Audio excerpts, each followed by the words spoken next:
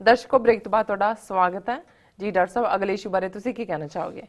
ਕੁਝ Facebook messages ਨੇ। ਅਮਰਜੀਤ ਬਾਜਵਾ, ਸਲਵੰਤ ਸਿੰਘ, ਹਰਮੇਲ ਸਿੰਘ, ਨਿੰਦਰ ਸਿੰਘ, ਇਹ ਖਾਲਿਸਤਾਨ ਜ਼ਿੰਦਾਬਾਦ, ਵਾਹਿਗੁਰੂ ਜੀ ਕਾ ਖਾਲਸਾ ਵਾਹਿਗੁਰੂ ਜੀ ਕੀ ਫਤਿਹ।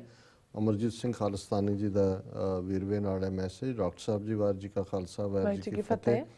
ਸਾਡੀ ਕੌਮ ਆਪਸ ਵਿੱਚ ਹੀ ਲੜਨ ਤੇ ਜ਼ੋਰ ਲਾ ਰਹੀ ਹੈ। ਕਿਸੇ ਪਾਰਟੀ ਦੇ ਹਾਰਨ ਕਰਕੇ, ਕਿਸੇ ਦੇ ਜਿੱਤਣ ਕਰਕੇ, ਕਦੇ ਮਰਿਆਦਾ ਦੇ ਨਾਮ ਤੇ, ਕਦੇ ਬਾਣੀਆਂ ਦੇ ਨਾਮ ਤੇ, ਕਦੇ ਸਾਡੇ ਧਾਰਮਿਕ ਗ੍ਰੰਥਾਂ ਨੂੰ ਲੈ ਕੇ।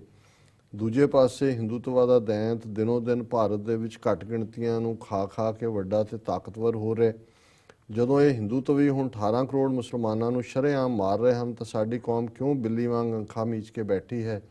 ਤਾਂ ਅਗਲੀ ਵਾਰੀ ਸਾਡੀ ਹੋਵੇਗੀ, ਕਿਉਂਕਿ ਅਸੀਂ 2 ਕਰੋੜ ਤੋਂ ਵੀ ਘੱਟ ਹੈ। ਕਿਉਂਕਿ ਇਸ ਸਮੇਂ RSS ਦੇ 9 ਮੁੱਖ ਮੰਤਰੀ ਅਤੇ 1 ਪ੍ਰਧਾਨ ਮੰਤਰੀ ਹਨ। ਇਹਨਾਂ ਨੇ ਯੂਪੀ ਵਿੱਚ ਇੱਕ ਮਸਜਿਦ ਉੱਪਰ 11 ਮਾਰਚ ਸ਼ਾਮ ਨੂੰ ਹੀ BJP ਦਾ ਝੰਡਾ ਲਾ ਦਿੱਤਾ। ਨਾਲੇ ਮੁਸਲਮਾਨ ਬਜ਼ੁਰਗਾਂ ਨੂੰ ਕੁੱਟਿਆ ਤੇ ਮੁਸਲਮਾਨ ਬੀਬੀਆਂ ਨੂੰ ਵੀ ਕੁੱਟਿਆ। ਯੂਪੀ ਵਿੱਚ ਹੋਰ ਥਾਵਾਂ ਤੇ ਵੀ ਖਿੱਚਤੂ ਕੀਤੀ ਗਈ। ਪਿਛਲੇ ਦਿਨਾਂ ਵਿੱਚ ਹੁਣ ਤੁਹਾਡੇ ਵੱਲੋਂ ਕੀਤੀ ਗਈ ਭਵਿੱਖਬਾਣੀ ਵਾਂਗ ਭਾਰਤ ਪਹਿਲਾਂ ਹਮਲਾ ਕਰੇਗਾ, ਦੂਜਾ ਇਹਨਾਂ ਦਾ ਇੱਕ ਹੋਰ ਦੁਮਛੱਲਾ ਜੱਜ ਖੈਰ ਜਿਹੜਾ ਲਾਇਆ ਚੀਫ ਜੱਜ, ਉਸ ਤੋਂ ਰਾਮ ਮੰਦਿਰ ਦੇ ਹੱਕ ਵਿੱਚ ਫੈਸਲਾ ਕਰਵਾਉਣਗੇ ਅਤੇ ਸਿੱਖਾਂ ਦੀ ਕੌਮ ਨਾਲ ਮੁਸਲਮਾਨਾਂ ਦਾ ਆਪਸ ਵਿੱਚ ਟਕਰਾਅ ਕਰਵਾਉਣਗੇ। ਅਤੇ ਪੂਰੀ ਉਮੀਦ ਹੈ ਕਿ ਜਸਟਿਸ ਖੈਰ ਵਰਗੇ ਟੁਚੇ ਮੁਸਲਮਾਨ ਕੌਮ ਵਿੱਚ ਵੀ ਹਨ। ਫਿਰ ਉਹਨਾਂ ਤੋਂ ਕਿਸੇ ਗੁਰੂ ਘਰ ਉੱਪਰ ਹਮਲਾ ਕਰਵਾਉਣਗੇ। ਅੱਗੇ ਤੁਸੀਂ ਜਾਣਦੇ ਹੀ ਹੋ, ਫਿਰ ਇਹ ਡੱਬੂ ਕੰਧ ਤੇ ਖੜ ਕੇ ਤਮਾਸ਼ਾ ਵੇਖਣਗੇ। ਪਰ ਅਸੀਂ ਆਪਸ ਵਿੱਚ ਲੜਨਾ ਛੱਡ ਕੇ ਕੌਮੀ ਘਰ ਲਈ ਕਦੋਂ ਹਮਲਾ ਮਾਰਨ ਦੀ ਗੱਲ ਸੋਚਾਂਗੇ? ਵਾਹਿਗੁਰੂ ਸਾਡੀ ਕੌਮ ਨੂੰ ਸਮਤ ਅਤੇ ਇਤਫਾਕ ਬਖਸ਼ਣ। ਗੁਰਫਤਿਹ ਜੀ। ਅਮਰਜੀਤ ਸਿੰਘ ਖਾਲਿਸਤਾਨੀ ਜੀ ਦਾ ਬਹੁਤ ਬਹੁਤ ਸ਼ੁਕਰੀਆ ਜੀ। ਉਹਨਾਂ ਨੇ ਬਿਲਕੁਲ ਠੀਕ ਲਾਈਨ ਜੋ ਯੂਪੀ ਦੇ ਵਿੱਚ ਚੱਲੇਗਾ, ਜੋ ਸੁਪਰੀਮ ਕੋਰਟ ਦਾ ਰੋਲ ਹੋਏਗਾ ਔਰ ਕਿਵੇਂ ਇਸ ਸਾਰੇ ਚੋਂ ਜਿਹੜਾ ਦੋਨੋਂ ਹੀ ਅਕਲੀਤਾਂ ਮੁਸਲਮਾਨ ਔਰ ਸਿੱਖ ਔਰ ਇਵੈਂਚੁਅਲੀ ਈਸਾਈ ਵੀ ਇਹਨਾਂ ਦੀ ਜਿਹੜੀ ਹੈ ਰਡਾਰ ਸਕਰੀਨ ਤੇ ਨੇ, ਉਹਨਾਂ ਦੀ ਤਬਾਹੀ ਦਾ ਹੀ ਏਜੰਡਾ ਇਹਨਾਂ ਨੇ ਲਿਖਣਾ ਜੀ। ਜਿਹੜੀ ਮੋਹਨਜੀਤ ਸਿੰਘ ਖਾਲਸਾ ਫਤਿਹ ਵੀ ਬੁਲਾਉਂਦੇ ਨੇ ਤੇ ਫਿਰ ਉਹ ਕਹਿੰਦੇ ਨੇ ਜਦ ਕੁੱਤੇ ਦੀ ਮੌਤ ਆਉਂਦੀ ਹੈ ਉਹ ਸ਼ਹਿਰ ਵੱਲ ਦੌੜਦਾ ਹੈ। ਹੁਣ ਇਹ ਪਤਾ ਨਹੀਂ ਕੀ ਹੈ, ਲੇਕਿਨ ਇਸ ਵੇਲੇ ਜੋ ਹਾਲਾਤ ਨੇ ਉਹ ਸਾਜ਼ਗਾਰ ਨਹੀਂ ਨੇ ਔਰ ਇਹ ਸਾਡੇ ਲਈ ਅਫਸੋਸ ਦੀ ਗੱਲ ਹੈ ਕਿ ਅਸੀਂ ਸਾਡਾ ਇੱਕ ਵੱਡਾ ਹਿੱਸਾ ਇਸ ਵੇਲੇ ਗਫਲਤ ਦੀ ਨੀਂਦ ਸੁੱਤਾ ਹੋਇਆ ਜੀ। Issue India 131 on human progress index. ਹੁਣ ਰੋਜ਼ ਕੋਈ ਨਾ ਕੋਈ ਰਿਪੋਰਟ ਆ ਜਾਂਦੀ ਹੈ। ਹੁਣ ਇਹ ਕਹਿਣਗੇ ਜੀ ਪਤਾ ਨਹੀਂ ਭਾਰਤ ਨੂੰ ਜਾਣ ਕੇ ਕਰਦੇ ਨੇ। ਹੁਣ ਜਿਹੜੀਆਂ UN ਰਿਪੋਰਟਸ ਨੇ ਇਹਨਾਂ ਦੀ ਤਰੱਕੀ ਦੇ ਕੀ ਜਿਹੜੇ ਨੇ ਦਮਗਜ਼ੇ ਨੇ ਜੀ। ਔਰ ਯੂਨਾਈਟਿਡ ਨੇਸ਼ਨਸ ਦੀ ਹਿਊਮਨ ਡਿਵੈਲਪਮੈਂਟ ਰਿਪੋਰਟ ਬਹੁਤ ਇੰਪੋਰਟੈਂਟ ਰਿਪੋਰਟ ਹੁੰਦੀ ਹੈ। ਔਰ ਅੱਜ ਹੀ ਇਹਨਾਂ ਦੇ ਮੀਡੀਆ ਦੀ ਖਬਰ ਹੈ 188 ਦੇਸ਼ਾਂ ਦੀ ਉਹਨਾਂ ਨੇ ਜਿਹੜੀ ਹੈ ਉਹ ਰੈਂਕਿੰਗ ਕੀਤੀ ਹੈ ਤੇ ਭਾਰਤ ਦਾ ਸ਼ਰਮਨਾਕ ਜਿਹੜਾ 131ਵਾਂ ਨੰਬਰ ਹੈ। ਔਰ ਇਹ 3rd ਲਾਰਜੈਸਟ ਏਸ਼ੀਅਨ ਇਕੋਨਮੀ ਜਿਹੜੀ ਹੈ south Asian neighbours like Pakistan, Bhutan, Nepal, ਇਹਨਾਂ ਦੇ ਬਰਾਬਰ ਹੀ ਇਹਨਾਂ ਦੀ ਇਕੋਨਮੀ ਹੈ। ਕੋਈ ਇਹ ਉਹਨਾਂ ਤੋਂ ਸੁਪੀਰੀਅਰ ਨਹੀਂ। India has made no improvement in its ranking over the previous year despite the human development report for 2015 noting that foreign direct investment favors countries such as China and India। ਹੁਣ ਕਿਹਾ ਜੀ ਭਾਵੇਂ ਕਿਹਾ ਜਾਂਦਾ ਜੀ direct invest, ਪਰ ਇਹਨਾਂ ਦਾ ਉਹੀ ਸਟੇਟਸ ਹੈ ਘਟੀਆ ਜੋ ਪਿਛਲੇ ਸਾਲ ਸੀ। India's human development index rank in 2014 was also 131 131 number ਤੇ ਸੀ ਜਦੋਂ 2014 ਚ। ਤੇ ਇਹ ਸਾਰੇ ਚ ਜਿਹੜਾ ਹੈ ਉਹਨਾਂ ਦਾ ਹਾਲ ਉੱਥੇ ਹੀ ਹੈ। ਔਰ ਇਸ ਤੋਂ ਇਲਾਵਾ ਜਿਹੜਾ ਵਿਚ ਆਲਸੋ ਨੇਸ਼ਨ ਬੰਗਲਾਦੇਸ਼, ਭੂਟਾਨ, ਪਾਕਿਸਤਾਨ, ਕੀਨੀਆ, ਮਿਆਂਮਾਰ, ਨੇਪਾਲ ਉਹ ਵੀ ਆਲਮੋਸਟ ਉਸੇ ਹੀ ਰੇਂਜ ਦੇ ਵਿੱਚ ਆਉਂਦੇ ਨੇ।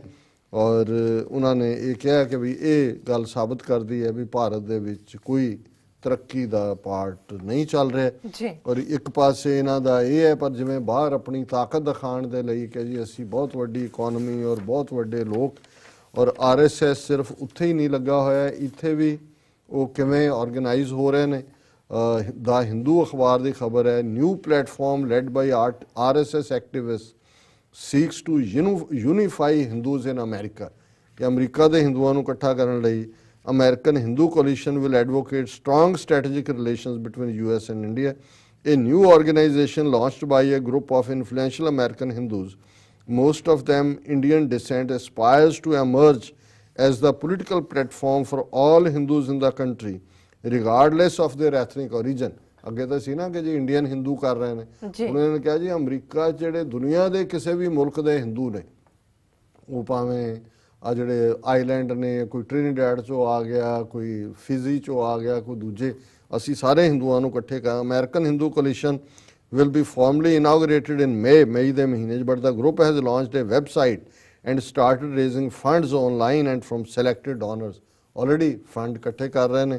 Though led by Republicans, American Hindu Coalition is a bipartisan platform that will bring together Democrats, Independents, anyone who believes in Hindu enlightenment principles, according to Shekhar Tiwari, chairman of the new organization. ਉਹਨੇ ਕਿਹਾ ਜੀ ਕੋਈ ਵੀ ਹੋਣ, ਅਸੀਂ ਹਿੰਦੂ ਐਨਲਾਈਟਨਮੈਂਟ 'ਚ ਯਕੀਨ ਰੱਖਦੇ ਹਾਂ। ਔਰ ਅੱਗੇ ਲੰਬੀ ਚੌੜੀ ਖਬਰ ਹੈ ਕਿ ਵੀ ਉਹਨਾਂ ਨੇ ਆਲਰੇਡੀ ਫੰਡ ਇਕੱਠੇ ਕਰਨੇ ਸ਼ੁਰੂ ਕਰ ਦਿੱਤੇ ਨੇ, ਇਕੱਠੇ ਹੋ ਵੀ ਰਹੇ ਨੇ। ਔਰ ਅਸੀਂ ਕਿਸੇ ਪਾਰਟੀ ਵੱਲ ਨਹੀਂ, ਅਸੀਂ ਹਿੰਦੂਆਂ ਦੇ ਹੱਕਾਂ ਦੇ ਲਈ ਜਿਹੜਾ ਅਮਰੀਕਾ ਦੇ ਵਿੱਚ ਖੜੇ ਹੋਵਾਂਗੇ। ਸੋ ਅਸੀਂ ਤਾਂ ਅਜੇ ਸੋਚਦੇ ਹਾਂ ਕਿ ਅਸੀਂ ਕੀ ਕਰਾਂਗੇ, ਬਾਹਰ ਕੀ ਹੋਏ। ਸੋ ਇਹਨਾਂ ਦਾ ਜਿਹੜੀ RSS ਦੀ ਐਕਟੀਵਿਟੀ ਹੈ ਇਸ ਮੁਲਕ ਦੇ ਵਿੱਚ ਵੀ ਪੂਰੇ ਜ਼ੋਰ ਸ਼ੋਰ ਦੇ ਨਾਲ, ਆਪਣੇ ਪੈਸੇ ਦੇ ਮਸਲ ਨਾਲ, ਉੱਥੇ ਵਾਇਲੈਂਸ ਨਾਲ, ਇੱਥੇ ਮਨੀ, ਔਰ ਸਭ ਪਾਰਟੀਆਂ ਡੈਮੋਕ੍ਰੈਟ, ਰਿਪਬਲਿਕ, ਦੂਜੇ, ਔਰ ਇਹੀ ਹਿੰਦੂ ਕੋਲੀਸ਼ਨ ਹੈ ਜਿਹਨੇ ਇੱਥੇ ਟਰੰਪ ਦਾ ਫੰਡ ਰੇਜ਼ਿੰਗ ਵੀ ਕੀਤਾ ਔਰ ਉਹਨੇ ਕਿਹਾ ਆਈ ਲਾਈਕ ਹਿੰਦੂ, ਉੱਥੇ ਕੇਕ ਵੀ ਕੱਟਦੇ ਨੇ, ਉਹਦਾ ਜਨਮ ਦਿਨ ਵੀ ਮਨਾਉਂਦੇ ਨੇ। ਔਰ ਇਹ ਮੈਸੇਜ ਕੀ ਹੈ?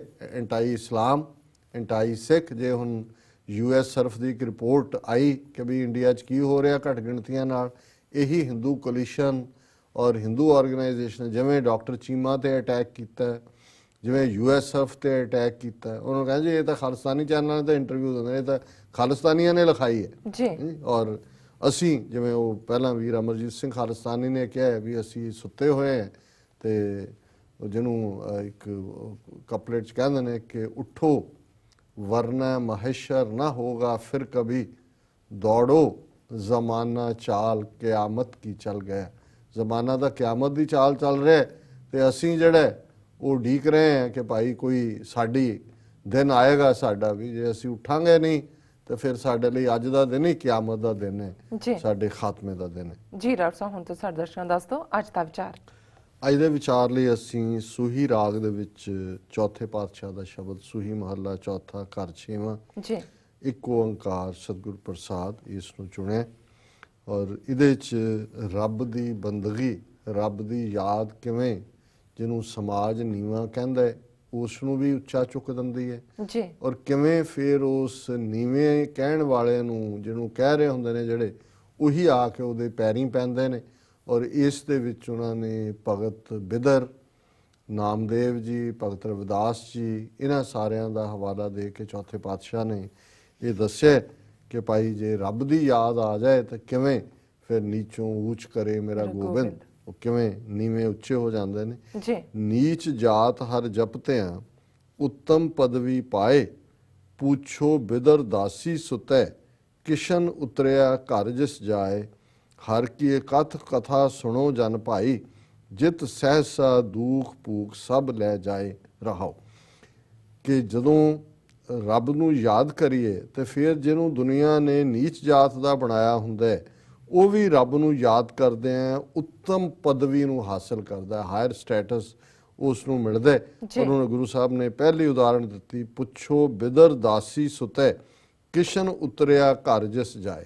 ਇਹ ਇੱਕ ਕਹਾਣੀ ਹੈ ਕਿ ਜਦੋਂ ਕੌਰਵਾਂ ਪਾਂਡਵਾਂ ਦਾ ਟਕਰਾਅ ਚੱਲ ਰਿਹਾ ਸੀ, ਕ੍ਰਿਸ਼ਨ ਜੀ ਨੇ ਵਿਚੋਲਗੀ ਕਰਨੀ ਚਾਹੀ ਫਾਈਨਲ ਸਟੇਜ ਤੇ ਦੁਰਯੋਧਨ, ਉਹਨਾਂ ਦਾ ਕੌਰਵਾਂ ਦਾ ਰਾਜਾ ਸੀ, ਉਹ ਉਹਨਾਂ ਨੂੰ ਮਿਲਣ ਲਈ ਗਏ।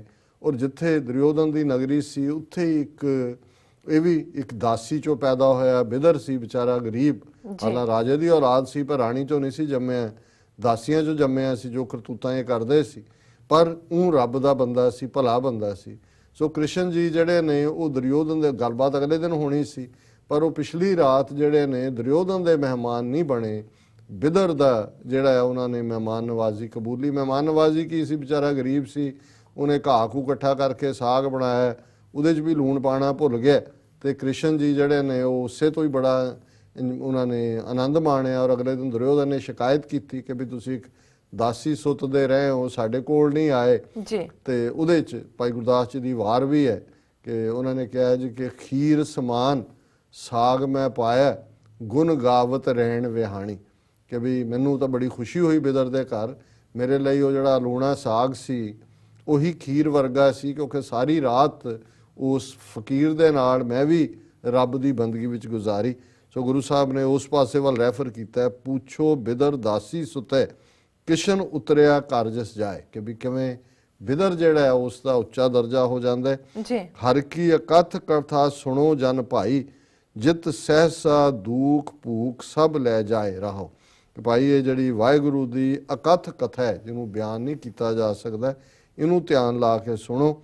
ਜਿਸ ਰੱਬ ਦੇ ਨਾਲ ਜੁੜੇ ਆ, ਸਹਿਸਾ ਹੈ ਡਾਊਟ, ਜੀ ਇਫ ਐਂਡ ਬਟ, ਮਨ ਦੇ ਵਿੱਚੋਂ ਇਹ ਸਹਿਸਾ ਖਤਮ ਹੋ ਜਾਂਦਾ ਹੈ, ਦੁੱਖ ਮੁੱਕ ਜਾਂਦੇ ਨੇ, ਸਭ ਭੁੱਖ ਮੁੱਕ ਜਾਂਦੀ ਹੈ, ਕਿਉਂਕਿ ਭੁੱਖ ਤਾਂ ਇਹੀ ਹੈ ਨਾ, ਗਰੀਡ ਹੈ। ਔਰ ਜਦੋਂ ਰੱਬ ਦੀ ਯਾਦ ਆਉਂਦੀ ਹੈ ਫਿਰ ਤੁਹਾਡੇ ਅੰਦਰ ਇੱਕ ਆਨੰਦ, ਇੱਕ ਸੰਤੋਖ ਹੁੰਦਾ ਹੈ, ਇਹ ਸਭ ਮੁੱਕ ਜਾਂਦੇ ਨੇ। ਫਿਰ ਦੂਸਰੀ ਉਦਾਹਰਣ ਗੁਰੂ ਸਾਹਿਬ ਨੇ ਭਗਤ ਰਵਿਦਾਸ ਜੀ ਦੀ ਦਿੱਤੀ, ਕਿਉਂਕਿ ਰਵਿਦਾਸ ਜੀ ਖੁਦ ਵੀ ਆਪ ਨੂੰ ਹਰ ਥਾਂ ਥਾਂ ਕਹਿ ਰਵਿਦਾਸ ਚਮਾਰਾ ਲਿਖਦੇ ਨੇ। ਜੀ ਰਵਿਦਾਸ ਚਮਾਰ ਉਸਤਤ ਕਰੇ, ਹਰ ਕੀਰਤ ਨਿਮਖ ਇੱਕ ਗਾਏ, ਪਤਤ ਜਾਤ ਉੱਤਮ ਪਿਆ, ਚਾਰ ਵਰਣ ਪਏ ਪਗ ਆਏ। ਕਿ ਵੀ ਰਵਿਦਾਸ ਜੀ ਜਿਹੜੇ ਚਮੜੇ ਦਾ ਕੰਮ ਕਰਨ ਕਰਕੇ ਚਮਾਰ ਜਾਣੇ ਜਾਂਦੇ ਸੀ, ਜਦੋਂ ਉਹਨਾਂ ਨੇ ਰੱਬ ਦੀ ਉਸਤਤ ਯਾਦ 'ਚ ਜੁੜੇ ਔਰ ਉਹਨਾਂ ਨੇ ਉਸ ਵਾਹਿਗੁਰੂ ਦੀ ਸਿਫਤ ਸਲਾਹ ਹਰ ਨਿਮਖ ਹਰ ਪਲ ਆਪਣੇ ਅੰਦਰ ਵਸਾਈ, ਤੇ ਫਿਰ ਜਿਹਨੂੰ ਬ੍ਰਾਹਮਣ ਨੇ ਪਤਤ ਜਾਤ ਬਣਾਇਆ ਸੀ, ਨੀਵੀਂ ਜਾਤ ਬਣਾਇਆ ਸੀ, ਉਹ ਉੱਤਮ ਹੋਏ। ਔਰ ਉਹੀ ਬ੍ਰਾਹਮਣ, ਉਹੀ ਕਸ਼ਤਰੀ, ਉਹੀ ਵੈਸ਼, ਉਹੀ ਸ਼ੂਦਰ, ਚਾਰ ਵਰਣ ਪਏ ਪਗ ਆਏ। ਚਾਰੋਂ ਵਰਨਾਂ ਦੇ ਲੋਕ ਭਗਤ ਰਵਿਦਾਸ ਜੀ ਦੇ ਆ ਕੇ ਚਰਨੀ ਲੱਗਦੇ ਸੀ, ਉਹਨਾਂ ਨੂੰ ਜਿਹੜਾ ਉਹ ਆਪਣੇ ਗੁਰੂ ਸਮਾਨ ਸਮਝਦੇ ਸੀ।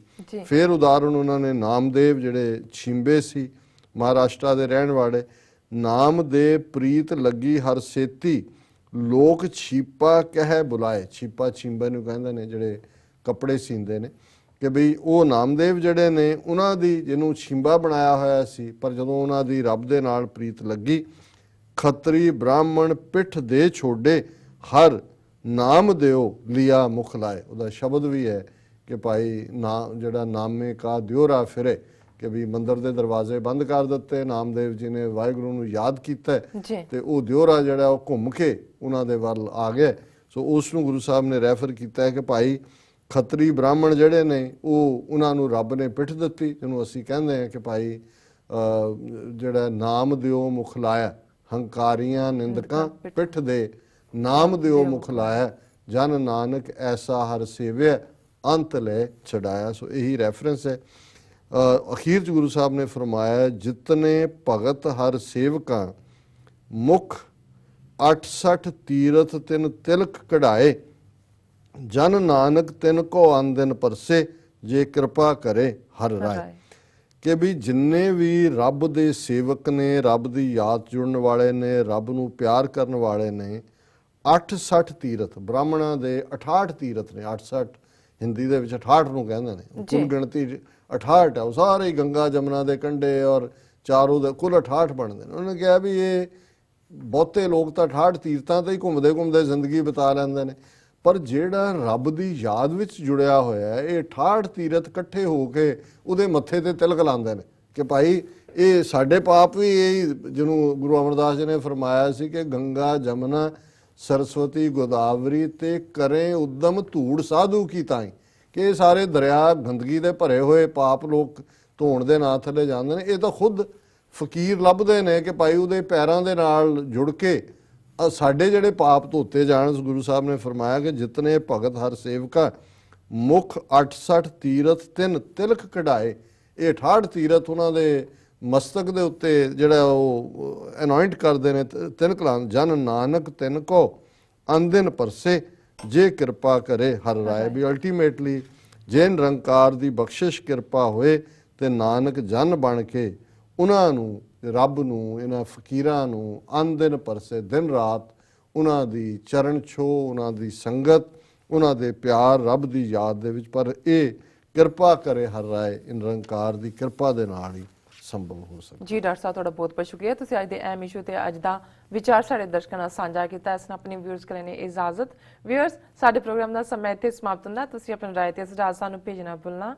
ਸਾਡੇ ਇਸ ਪਤੇ ਤੇ sos@tv84.tv ਤੇ ਅਸੀਂ ਆਪਣਾ ਪ੍ਰੋਗਰਾਮ ਲੈ ਕੇ ਫੇਰ ਦੁਬਾਰਾ ਹਾਜ਼ਰ ਹੋਵਾਂਗੇ। ਤਦ ਤੱਕ ਲਈ ਮੈਨੂੰ ਤੇ ਪੰਡਾਸ਼ਨ ਆ ਗਿਆ ਦੋ। ਦੇਖਦੇ ਰਹੋ TV 84। ਬੁਲਾ ਦਿਓ ਫਤਿਹ। ਵਾਹਿਗੁਰੂ ਜੀ ਕਾ ਖਾਲਸਾ, ਵਾਹਿਗੁਰੂ ਜੀ ਕੀ ਵਾਹਿਗੁਰੂ ਫਤਿਹ। ਜੀ ਕੀ ਫਤਿਹ।